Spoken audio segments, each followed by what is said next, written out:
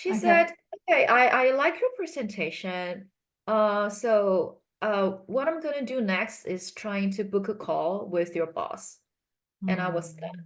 I was like, uh, what did you say? I want to talk to your Hmm. boss.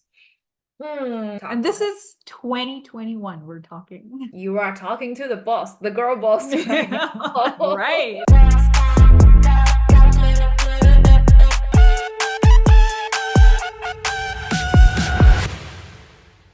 All right. Hello, everyone. My name is Subah and I head alumni relations at Draper University. In these interview series, I especially love diving into founders' journeys and sharing their learnings and experiences with our community of existing founders and aspiring founders. However, today we're not just doing that. My guest today is an entrepreneur, a founding partner, and a woman in VC. I get to ask and learn through her journey into both worlds for entrepreneurs and for anyone operating in the world of venture capital. So, Luchang is a founding partner of Arcanum Capital and is also a serial entrepreneur and a Web3 evangelist. She dedicates her passion towards cross border consulting and investing, with portfolios spanning 4 continents covering blockchain, AI, fintech, big data, and Internet of Things. I also believe congratulations are in order for Arcanum Capital that is going on to fund number two. Congratulations. I was delighted Thank to read you. about. Yeah, Lou, welcome. And I've been reading about it in Forbes and I've been reading about it in multiple renowned platforms. So congratulations. Thanks again. We've definitely done some PR to let everyone know. Yeah. Yes, that always helps. But I also believe you guys have, built a great community around the fund and, with your hard work. And I would just simply love to dive into it right away. So tell me about Arcanum Capital and the key focus of the second fund, which I believe is called the Arcanum Luganotes Fund, if I'm pronouncing it right. Right. You're right. Yeah, I'm So excited to know that this one will be a tokenized fund, and I'm hearing it's going to be a game changer. exactly. You got all the scoops.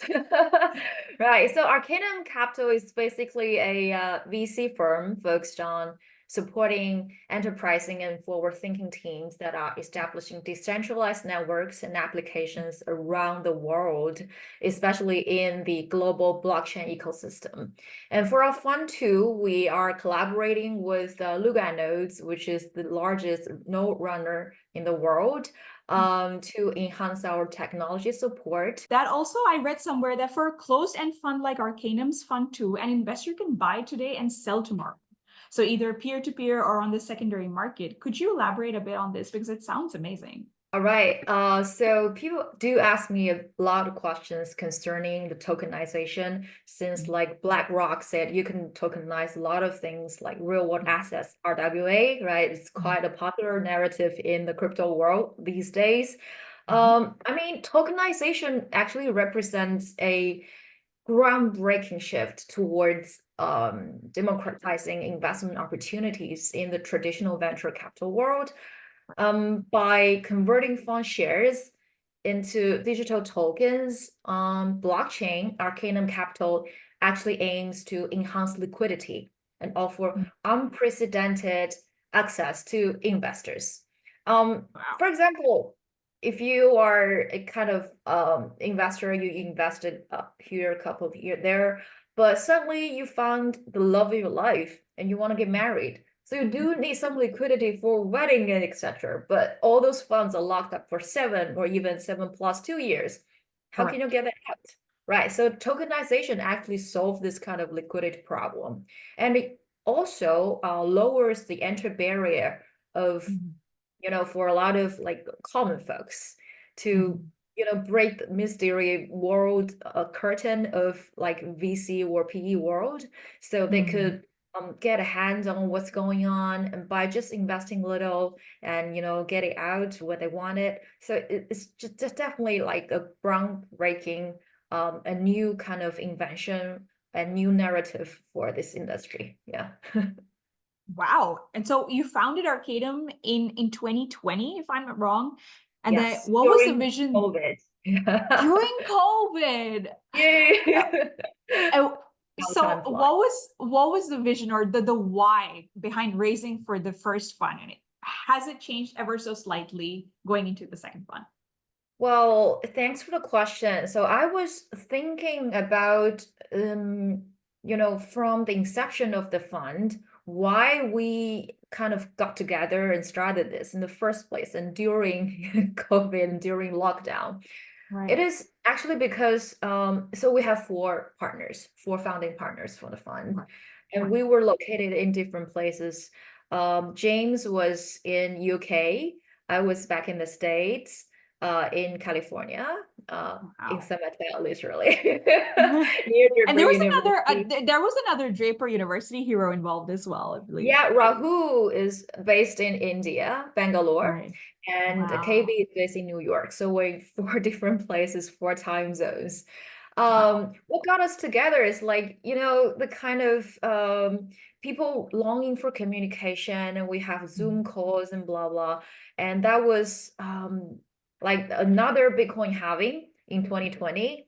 So Mhm. we decided to get together and form something. Actually, Rahul called me. Um, Right. he, he told me that, hey, sister, stop writing personal checks because you're not Balaji. Oh, Nobody's gonna want your money. Let's build a brand and start a fund together, right. truly own our name in the industry. And you've been writing personal checks for how long? And yeah, you did make some money, but let's, build something together, which will make us stronger and will make more positive impact for the industry. And I was Mhm. wondering, hmm, why not? Right? Because, for being a formal VC or taking as a career was not part of my plan. It was not Right. really part of my plan. I actually plan to be a full-time VC when I'm retired. It's in my retirement. Oh, Right. I was wow. always trying to be an entrepreneur since I graduated from Draper University. I could elaborate on that later.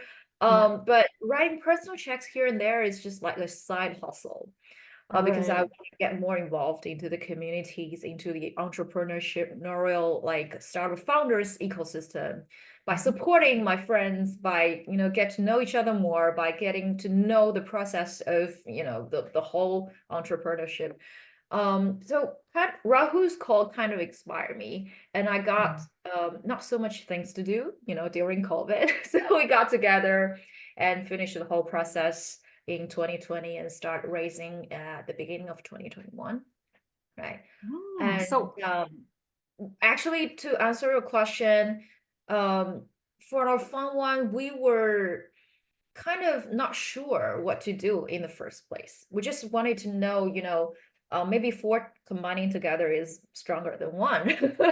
So we wanted to yeah. kind of have, instead of finger posting or pitching, we wanted to punch with a fist. So Yeah. we got together, and because of our different location, different backgrounds, so we might be creating or brewing something we couldn't imagine at that time. So it For was out sure. of nowhere, but it was all connected when you look backward. Yeah. Definitely. And so for any first time VC or aspiring VCs, what is your advice, after all of your learning that how many number of partners should they be looking at or deciding that these are the number of partners I want and who to take on as a partner? For you, Mm. it worked because it was four people who wanted to come together and you all had super effective communication and you had the same goals and different backgrounds. So would you say that is four is a good number or is it different for everyone else? What is your tip for that? I wouldn't really put a number or limit Right. to that. Right. There are solo GP out there right now doing great jobs. And Yes. there are like big fund which has like multiple partners, here and there, executive partner, managing partner, Yeah. but for us it was like very unique combinations. Rahul and I were Draper University classmates back in 2015 summer, Yes. and I've met the New York partners once in my conference, which I hosted in 2018, and Hmm. just only once. And I've never met my British partner, which is Mm. James. even until we started fund and ran it for like almost 2 years. We were always having Zoom calls, yeah, video calls, Yeah. and texting. So it was kind of blind trust in the first place. Yeah, because we just had such a strong kind of trust on each other, and we believed that we could pull something together. How long did you know each partner? I know Rahul since 2015, right? 2015. So 5 years. I know KB since 18, but only met once. Um, I knew James through Rahul because they Mm, used to invest in a project together. And it okay. was kind of a peculiar and bizarre journey that all of us came together, and all of us are so unique and had like different backgrounds. So, for example, James, our British partner, he used to be a pro golfer. Wow. So yeah, right. He's a pro athlete, and he Mm, transitioned from like playing golf and semi boxing and to being a golf coach. So he had nothing to do wow. with like tech or investment in the beginning. And Rahul, I Mm. don't think he ever worked for someone before. He was just like trying to bring his ideas Perfect. and trying to practice his entrepreneurship. But later he found out that he might be a better fit to really nurture or to incubate or accelerate What a great entrepreneur. way to start. Yeah, Right. that's And for amazing. KB, he used to work at traditional finance and participating in several practices before, but was never into VC. But he's so like technical, and he had onboarded a lot of like really hardcore and degen devs and communities in the East Coast. So we were like Mm. very unique positioned individuals coming together, and It's a each of very us, great mix. Yeah. right, each of us had like really dynamic vibes and different personalities. So somebody kind of towards the more careful and thoughtful part, and somebody's more like freestyle, So it's like Wow. stretched two ends, but this fun actually brought us on the same page. And so you're But going into your second fund very much stronger. right, I think the takeaway of finding good partners like is number one, whether you trust each other, and number two, whether you complement each other, right? Right. So all the information or the background I share with you guys about my partners are to trying to emphasize the differences we have, but those differences actually complement each other. And we could do operation on daily operation, and we could all be very creative, and we could be very hands-on, because each of us could have different domain, different geological preferences, and also like different aspects towards a certain project. So we can combine all those perspectives together and to enhance our ability in judging, in making good judgments, and also help the entrepreneurs to grow. Yeah. So I see how everything fits in with everyone's different background and strengths. That Mhm. definitely helps with decision making for sure. Yeah, that's a great point. Thank you. And so, what did the initial days in your role as a VC look like? Were like, what can you think of is was some of the hardest and then some of the most rewarding?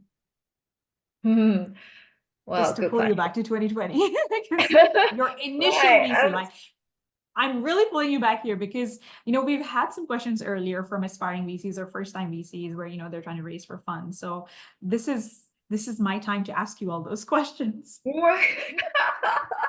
Well, I could definitely share a lot of tough moments with you. I'll pick two.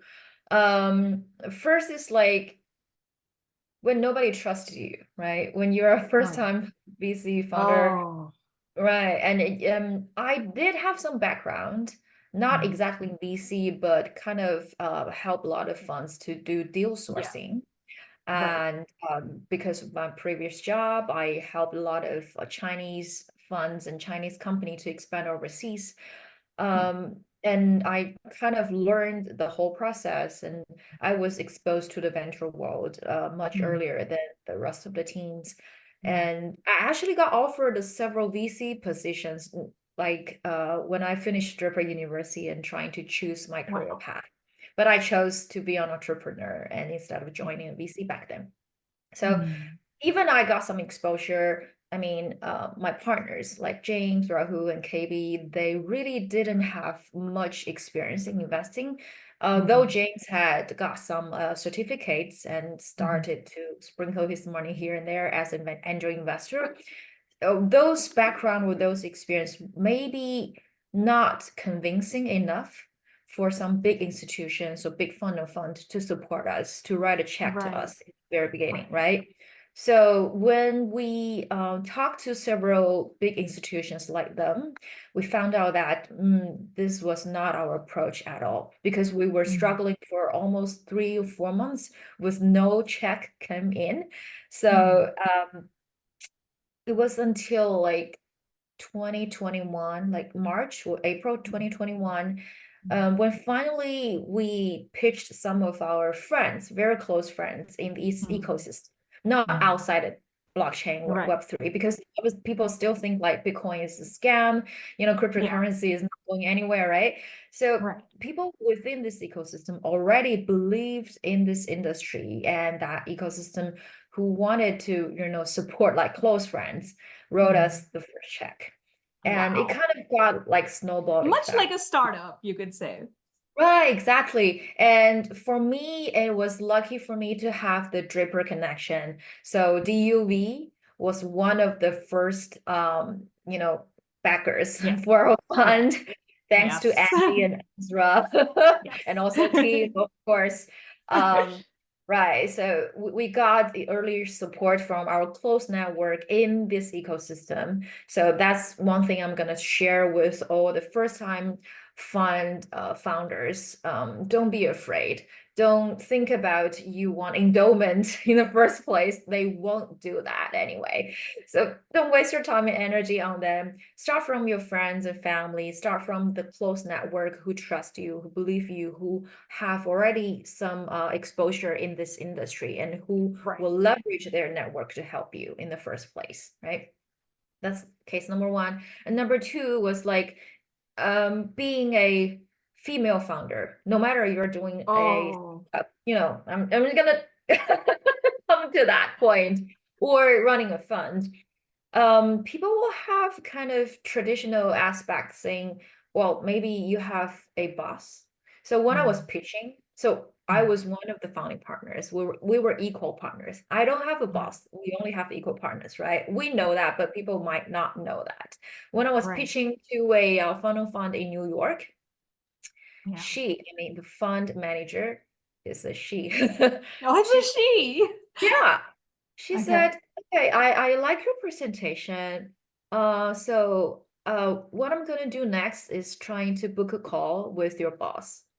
And I was stunned. Mm. I was like, uh, what did you say? I want to talk to your Mm. boss. So traditionally, people will think that a girl who runs a fund cannot be a boss. So Right. maybe she saw the deck, but didn't go through thoroughly. We have other partners, like male partners. So she thought maybe one of them is my boss. She wanted to talk And to this him. is 2021 we're talking. 2021. And that's Wow. a G.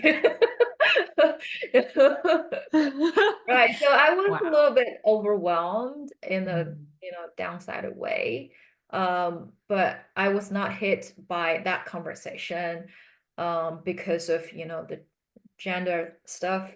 I was just trying to tell her that, yeah, we were equal partners. And you are talking to the boss, the girl boss right now. Right. Yeah. Wow. And eventually, I don't think they were comfortable enough, to write a check to the first time founder. And also, they were not exposed into crypto or Web3 or blockchain back Mm. then. Mm. So they didn't give us support.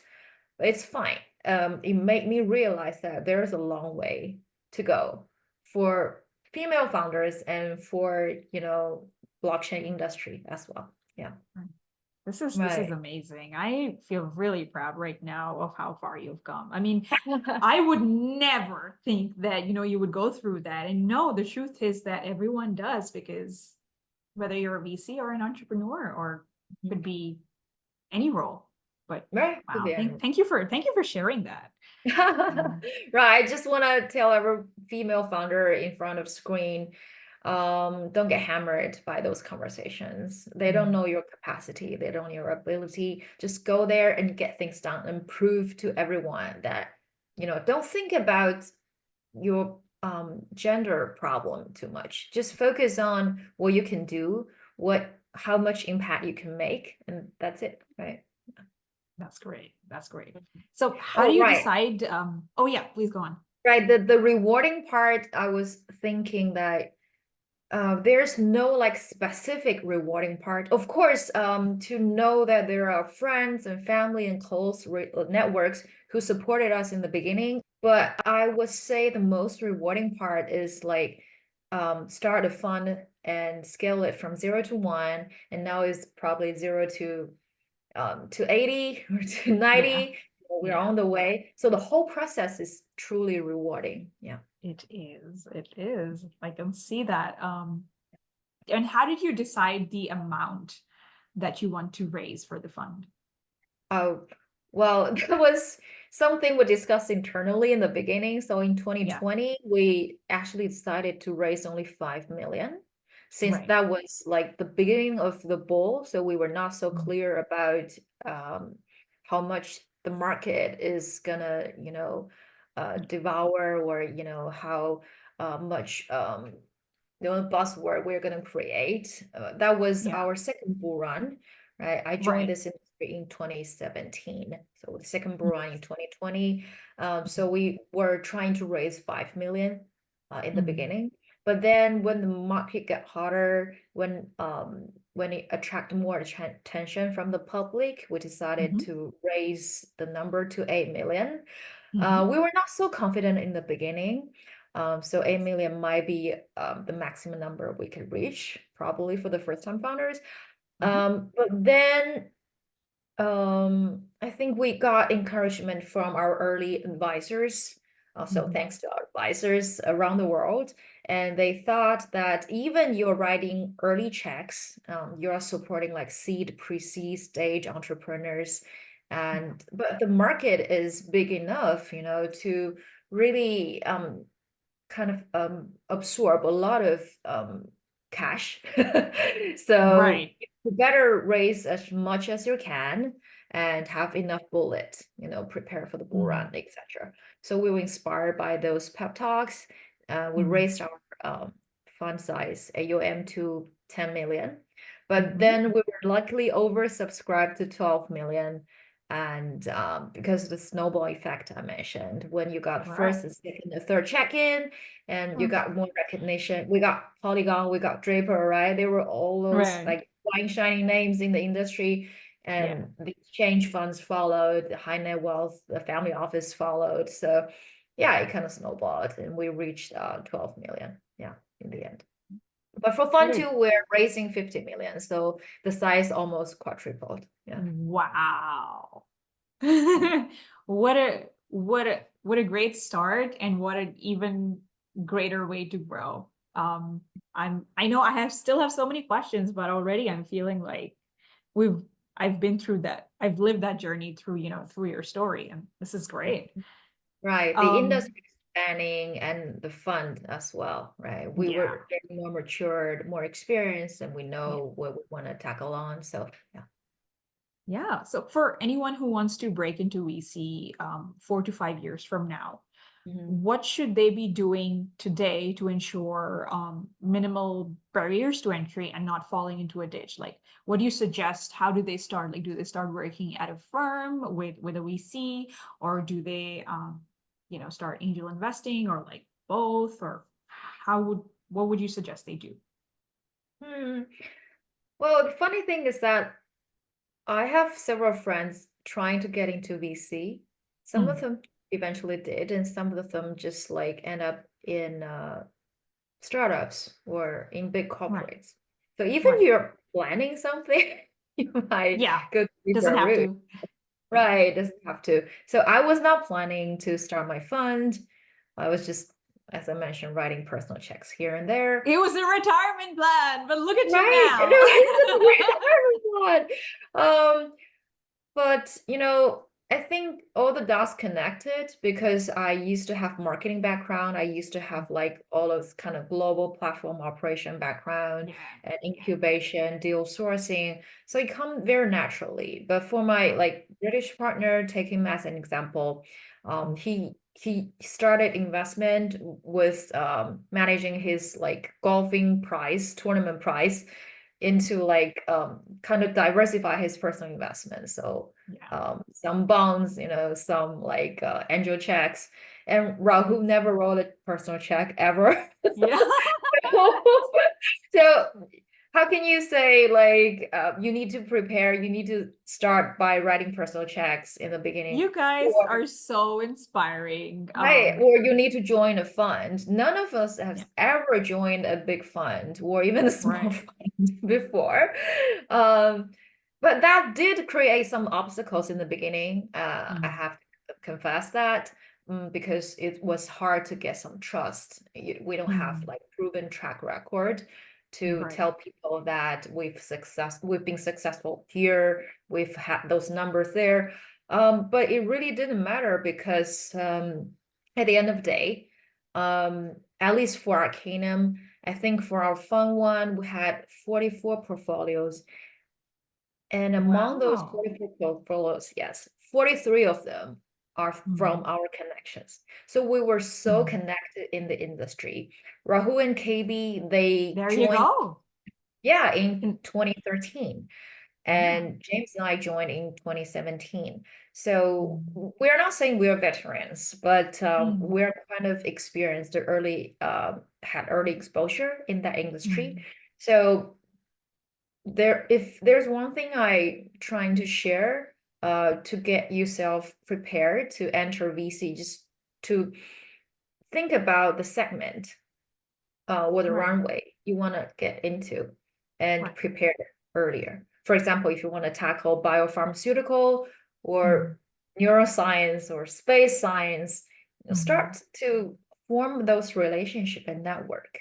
And Right. probably one day Right. will lead you to write a check in those industries, or probably Mm. won't, but you will Mm. become a savvy like you have savvy knowledge about what's going on. You become an advisor, a startup founder, or just work in a big corporate, and it's also great, right? So just Yeah. collecting those informations and get yourself prepared in a certain category you want to dive into. Yeah.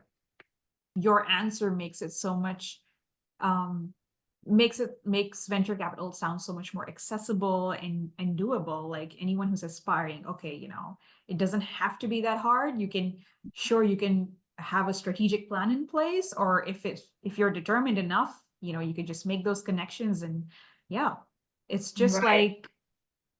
just like entrepreneurship, but Exactly. slightly different, right? Mhm. But the We have basics, the like, foundation, yeah, the yeah. foundation is still there. It's still connections, it's still networking, it's still building on your knowledge and your trust and all Mhm. of those things. So, Yeah, your wow, this is knowledge, your this trust, your insight, right?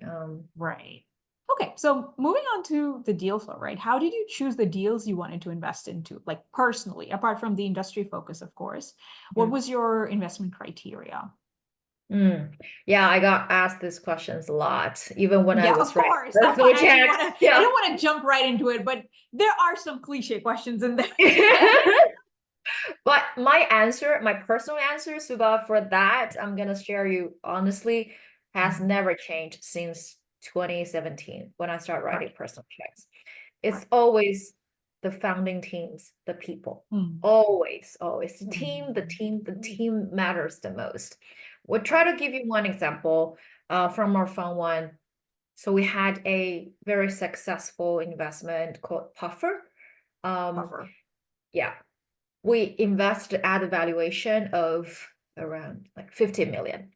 Mm. Uh, so last month, they released their product and the TVL, total value locked, what we call TVL, Mhm. reached 1 billion just Right. in 1 week. So which make Oh, their, wow. yeah. In one week. Skyrocketed. Whoa, okay then. Yeah. So we call it successful investment, even we haven't exited yet. but Mhm. we have high hope on that project. But in the beginning, we wrote a check. We were the first check-in, actually. We wrote a check back in 2022, when nobody knew what they were doing, when they were not doing exactly what they are doing right now. But Mhm. we trusted the team. We found out that the founder is reliable. He used to Mhm. be a NASA engineer, and Nice. the other partners of the founding team, the core team, they were both like resourceful and very technical driven. At the same time, they do know how to find a product market fit. Even when they didn't start the product in the beginning, they pivoted. So all the great founders, Mhm. they have some merits. First, I think Right. it's like they know when and how to pivot. They are being very flexible. They don't want to abandon by the market, so they're Mhm. constantly absorbing new messages from the market and try to adapt and try to make Right. their profit more accessible, more reliable, to attract more consumers, or their service more adaptable. But the second is like they, with being agile and flexible, they also need to be persistent, right? Mhm. If they were doing product one, number A, but A didn't work out, they gave up. That's the end of the startup. But we found out those founders really have tenacity, right? That's the second merit, Right. tenacity and persistency. So it's kind of intricate balance. You need to strike a balance between flexibility and persistency. So Right. we are looking for those two merits in the founders. And of course, the team, do they complement each other? And do they have a Mhm. long-term vision? They're not only here for the short-term run, right? If they're Right. only here for short-term run, they wouldn't walk down the path. They wouldn't realize their vision when they encounter some obstacles, right? So the three factors coming together, and there are more. There are definitely more, but top threes are what Mhm. I like to look into, whether they possess that kind of entrepreneurship, they possess the flexibility and tenacity, and also like they Just to complement be each there in the other, for the long run and not right, just for the long run. abandon Yeah. ship, right? Mhm, Yeah, mhm. I hear you. Absolutely. And in your role, how have you been able to mentor or help these companies grow? Like if tomorrow startups need help, what can they come to you with? Because you have mentoring background as well, Right. so you have all these. So what would you say were some of your strengths that help these companies grow? Like apart from the check, what other areas are you, involved in helping with? I think that kind of role constantly changed Right. according to what kind of startups founders we're helping with. So some are very geeky and nerdy. When they are trying to build a product, they couldn't really get it out there. They couldn't make any noise. Even it's a good product, but it's a different world right now. People's attention span are pretty short. So we Right. need to help them to do community activations, to find KOLs, to do Mhm. PR marketing and get them connected with good PR agencies. That's not enough because they might lack of this kind of mentality of Right. PR or marketing. So we kind of Right. need to babysit them from the beginning. Yeah, that Well, obviously, because the hard work still needs to be done by the founding team, and they still need to exactly. speak to their customer, and you can't do that for them. They still need that customer validation, and you can't do that for them. So, if they're really in it for the long term, like you want them to be, they have to still go out there and do the work. So, Mhm. Right. Yeah, but so yeah. for example, if we are encountering a team which has like solid product but really doesn't have the right token matrix in Mhm. Web3 token matrix is crucial. Right. We really have to refine their token mechanism from the beginning. So there are a lot of work like concerning different aspects and concerning different stages of that product. For example, one product is finished and team is about to launch it and about to go to the next step, we need to find not only like KOLs or PR agencies for them, but also connect Mhm. to a lot of exchange for listing Right. to help them to exit in a decent way, right? So it Right. really depends on different phase. So it's like we are nannies, more than Mhm. we need, but we love to be hands-on. We love to Right. be there and stand in their shoes and think about what they need. They come to us for different ask, like, could you help us find a Python engineer? Could you help us, it's different questions. Right. Yeah. HR to PR to listing, it's different perspective. It's a whole package. We are ready to help from all the aspects. Yeah. Has there been any instance where a portfolio, and as long as you're comfortable talking about this, but where a portfolio began to fail and then, or one of your toughest portfolio experiences, and was there a situation where you could turn that around, or like, what was that like? Like, was there any of that situation that you could think of? Definitely some failures. I think so far we are on the third year of like Mm. coming to the fourth year. 3 out of 44 Mm. portfolio failed. Mhm.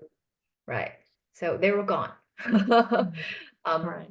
but three is kind of, the percentage is less than we expected, which means Mm. we're doing a great job, right? Yeah. Yeah, of course. Almost half, like, or at least 20-30% of the founder startups failed in the first 2 years, Mm. according to the statistics. But only 3 out of 44 failed. But one of the portfolios, we were not like having high expectations. They were doing Mm. okay. They were Mm. about to fail. Mm. But before we confirmed that they had no space to improve, we really Right. tried our best to save them. But then now they turned around. And because Oh, like they were going too technical, yeah. they're trying to publish a lot of papers, got a lot of like reward in the technical world, but Wow. their real product has not reached out to any consumers. Mm. So they're running out of fund and they're struggling with their next round.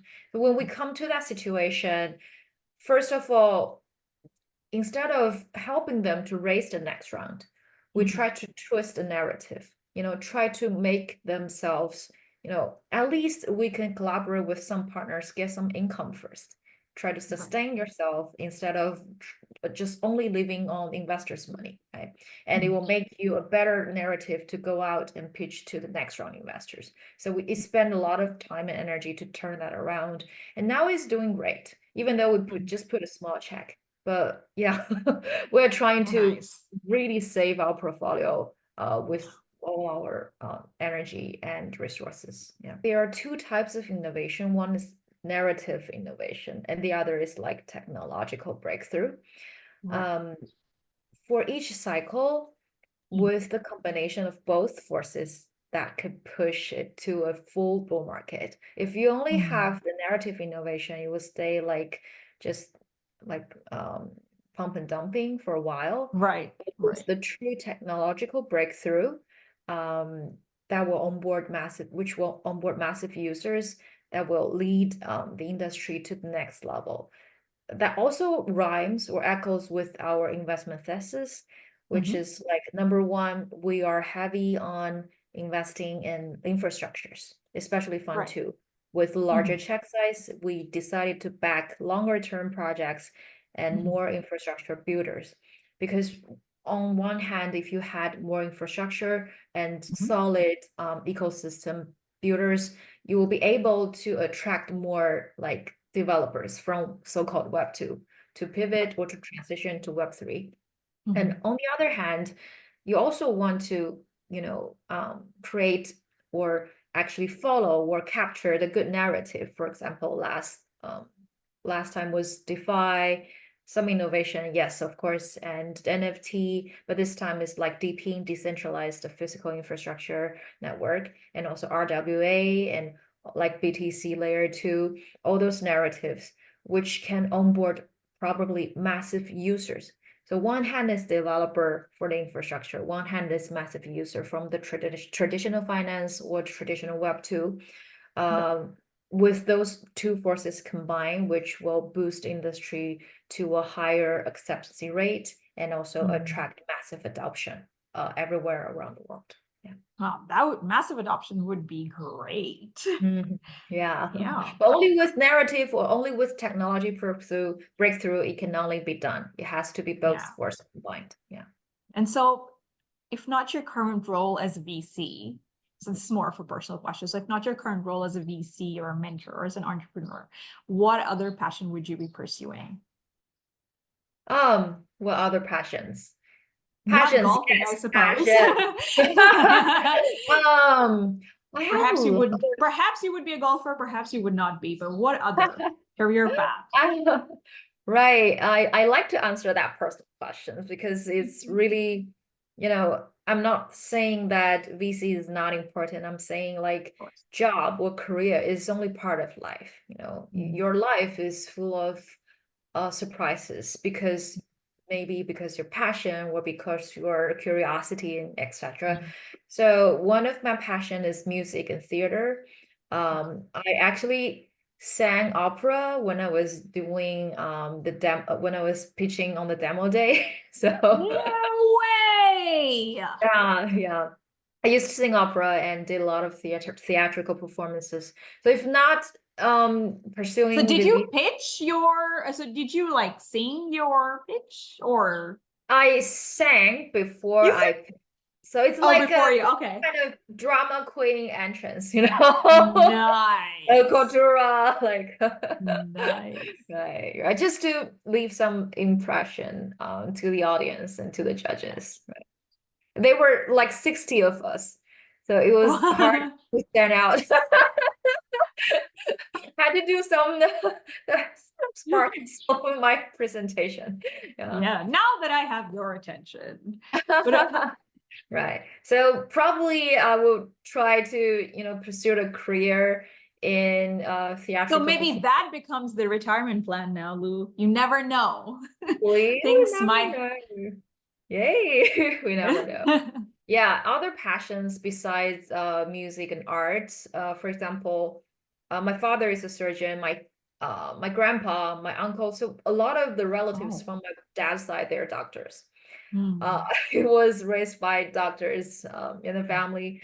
So I always try to contribute to like biopharmaceutical work, contribute to longevity, cancer curing, Alzheimer curing, all the kind of stuff. Hmm. But I have limited knowledge because I didn't go to med school. But probably in the end, in the future, some dots would combine, like through blockchain with healthcare, through maybe VC channel. I get to leverage a little bit and try to help promote like longevity in healthcare, and just for to contribute a little. That will be some of my passion to help people to conquer, the pain and to really have a healthy lifestyle. Yeah. That's a great cause to live by. Yeah. And so how did you start your career path? Because, all right, family of doctors, no pressure there. No um, family.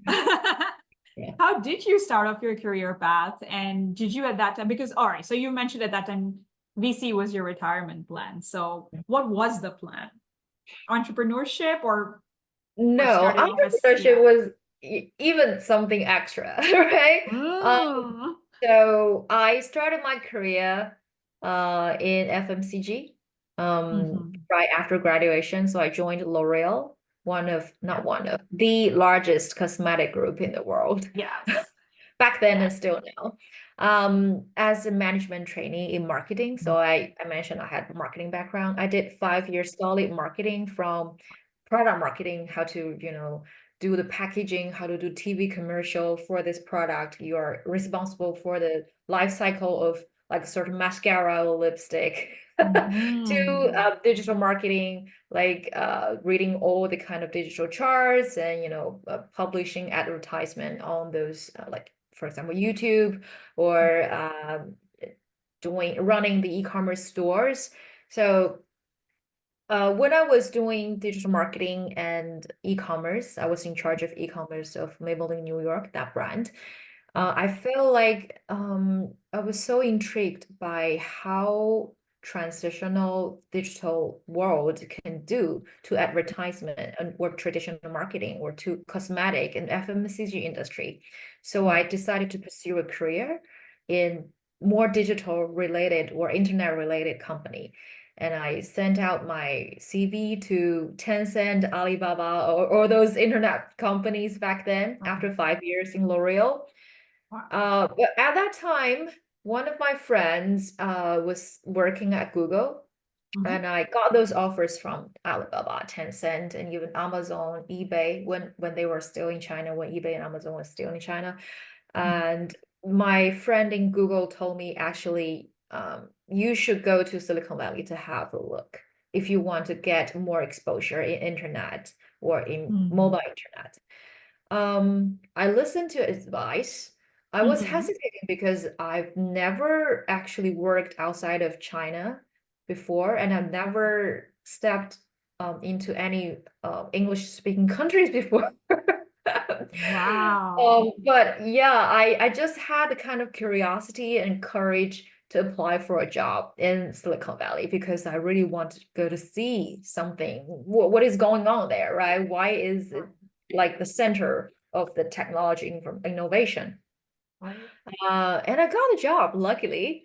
And I moved to Silicon Valley in 2014 and Mhm. started transitioning from like marketing of FMCG to a pure tech world and helping a lot of like Chinese companies expand overseas through like global mobile interconference meetings and a lot of, Mhm. symposiums and seminars and etc. So we organized like one of the largest mobile internet conference around the world and the largest mobile internet conference in Asia back then. And that prepared me a lot of resources in, the VC world, the entrepreneurship world, because that platform had a lot of executives from those Mhm. top-notch companies and also Mhm. entrepreneurs who raised rounds and rounds of money and those VCs or PEs who are looking for entrepreneurs. So it was kind of a good kind of hub for me back Yeah. then to Yeah. build up my relation. So Tim Draper was actually one of the speakers of that conference. Oh, because I Yeah, was that's going to how ask, we how did that lead to DU? right. How did that lead to DU? So I was the organizer and host of GMIC in 14 and 15. Probably yeah, 2015. So when Tim finished speaking, we were chatting backstage because I was the host, right? Um, we're chatting backstage. Tim asked me, "So what do you want to do in the future?" I said, "Probably finish my job here and go to B school in the States because I never had my higher education in Mhm. USA. If I want to, pursue my career here, it's better to have like an MBA." And Wow. he asked me what to do after after MBA. I said, I don't know yet. Probably start something. Mhm. And Tim just told me, Oh, great answer. yeah. And he said, actually, you don't need an MBA to start something. Come Right. with me. Right. If you want to start something, we have Draper University. That was actually the first time I heard about Draper University from Tim. Right. Um, so I did some research and found it really fascinating. Wow, this is such a school teaching entrepreneurship. And I thought entrepreneurship is something embedded or it's like you were born with it. It couldn't be taught. Obviously, I was wrong, You're right? born with the DNA. Right. So after 2 years working for that platform, I joined Draper University as a student in 2015, Mhm. and it was such a breathtaking journey, I would say. So after Draper, I just figure that I need to do something by myself. I need to try at least once, right? And to start my own thing, doing a product, whatever, run my own Mhm. business. So I joined actually my friend's consulting firm as a co-founder. So we co-started this company which helps Chinese companies to expand overseas with Wow. executive search, with like expert network, with a lot of like consulting elements. Mhm. But 2 years down the road, we've encountered some really a big obstacle, which is like the whole global political environment change. The relationship between China and US started Yeah. decline. Yeah. So it was not an ideal business for us back then. Even my previous partner was still doing that exact research. I feel like the consulting part was really kind of shaking because we need to acquire a lot of information from the US side, but that was kind of stopped. And it was 2017 Right. when my first bull run came. So we Right. actually supported a client with my previous consulting firm. Yeah. Um, they were actually, well, that was one of the largest crypto exchange in the Right. industry back then. So they were trying to settle in US and have their branches there. So we were very experienced in helping companies to really have like legal firms or like recruiting people, which is set up their foundation in North America. So we onboarded that crypto client. That was my first exchange client. And in order to serve that client well, I had to study the whole chain of cryptocurrency within like 1 or 2 weeks. And it kind of struck One me or two that, weeks. yeah, because actually, when I counted, that was the third time I've been struck by cryptocurrency or by blockchain. The first time was when I first moved to Silicon Valley. I have some like developer friends who are really degen, who are really like aping into this ecosystem. They told me about Bitcoin and Ethereum back then. And the second strike was actually from Draper University because like I still remember the tuition line. It said you can pay $10,000 and you can also pay by Bitcoin. Yeah. I was trying to acquire Bitcoin back then. It was too complicated, so I gave up. I yeah, I paid $10,000. That was like Yeah. second strike. And Tim is Yeah. a Bitcoin evangelist, so yeah, he definitely mentioned the crypto ecosystem and blockchain several times during our courses. Yeah. Was where did, because I remember reading something about blockchain hero. Was this the one? Yes, yes, that was the Okay. one. That was my first blockchain related company, but it was Right. more of like consulting because I was continuing my background, consulting. I had done some good work back in GCP, so I just continued with the consultancy and helping to incubate and started Mhm. write personal checks. That was Blockchain Hero. And that was like for the 2 or 3 years, I found out that, oh, I was quite good at it because not only I had some capital gains, like good capital gains from Yeah. angel checks, and Yes. also, yeah, I did help a lot of the projects to succeed, and they were spreading the good reputation of me among my networks too. And they were That's keep great. on introducing new networks to me, and like founders introducing founders. So I Mm. feel like, I must have done something right. So they Or everything. right, so they try to help me to organically promote my reputation, and I still remember like one of the hero clause in Draper I will University. promote. Yes. Yeah, yeah, I will yeah. My my reputation is network, my reputation. yes, yeah, Yes. paramount, right? Oh, yeah. So yeah, that's really also a pivotal moment for me after the Rahul call during COVID. Yes. So, I'm not biology, and also I had a good reputation. I'm actually good at it. I should have more confidence to start a fund, right? That came Arcanum Capital in 2020. Yeah. This is But great, Lou. Thank you. Thank you so yeah, yeah. much for your time. And we love having you as our global ambassador at Draper University. And I wish you and everyone at Arcanum Capital all the success and breakthroughs of the future. Thank you so much for letting us learn from your journey and your experience and helping us bridge the gap within the startup ecosystem. But yeah, I'm not going to say this is it because I know we're going to have many such conversations, but I've known you since 22 and, I had no idea all of this was your journey. So, Yeah. and now I feel like I know others. I know Rahul and I know James, and I feel like everyone else is going to relate to you as I well. But thank you vividly so. depict everyone. Yeah, and it just seems more warm and accessible, and less scary, and as if there were these barriers there. So thank you so much for your time today. And I really have to show my sincere appreciation to DU, to Tim, because I found out that Draper University had played a crucial role in my career since 2015. Not only the school gave me inspiration and gave me courage to start my own thing, but also I've met so many founders and friends, investors who actually came from the DU ecosystem. I have no idea why DU has so many alumni in blockchain and crypto. Maybe I because Tim wonder where that inspiration comes from. is right. But since DUV is one of our early supporter for Fund One, and Andy is gonna support us for Fund Two, so I really appreciate the constant support.